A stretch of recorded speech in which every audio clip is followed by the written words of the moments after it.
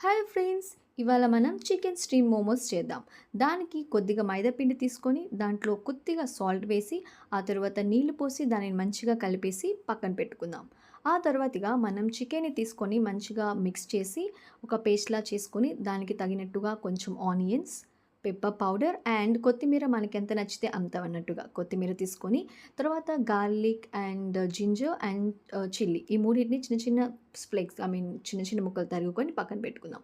ఇప్పుడు మన చికెన్ మిశ్రమంలో ఇవన్నీ వేసుకుందాం. ఫస్ట్ మొదటిదిగా కొత్తిమీర, ఆ తర్వాత pepper powder and next chilli, garlic and ginger ఈ 3 వేసేసుకుందాం. ఆ తర్వాత లాస్ట్‌దిగా కొంచెం ఆనియన్స్. ఇప్పుడు ఈ అన్నీ వేసేసుకున్నది మనం కలిపేసుకొని పక్కన పెడదాం. వీటితో పాటు మనకి రుచికి తగినట్టుగా మనం కొంచెంగా సోయా సాస్ వేసుకోవచ్చు. అది మన ఇష్టం. కొంచెం సోయా సాస్ అండ్ నేనైతే రెడ్ చిల్లీ సాస్ చేసా. వెనిగర్‌ని స్కిప్ చేశా ఇందులో నుంచి. ఇప్పుడు దీనిని మంచిగా కలిపేసుకుందాం.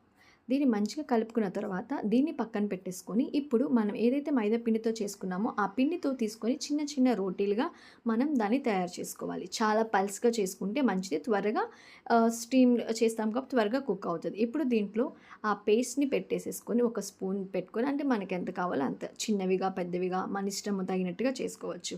దీనిని రౌండ్‌గా ఇట్లాగా మనం ఫోల్డ్ చేసేసుకొని నిదానంగా ఫోల్డ్ చేసేసుకోవచ్చు. ఇది మనకి రకరకాల స్టైల్స్ ఉంటాయి. వాటిని మనం యూట్యూబ్‌లో సెర్చ్ చేసినా మనకి దొరికేస్తాయి. ఇలా ఫోల్డ్ చేసేసుకొని పక్కన పెట్టుకున్న తర్వాత మనకెన్ని కావాలో అన్ని మోమోస్ మనం ఇలా చేసుకొని వాటిని ఇలాగ మనం ఇడ్లీని అయితే దేంట్లో కుక్ చేసుకుంటామో అలాగా దాంట్లో పెట్టేసుకొని డైరెక్ట్‌గా స్టీమ్ చేసుకుంటే రెడీ. దీన్ని మనం బ్రెడ్ చట్నీతో తినేయొచ్చు.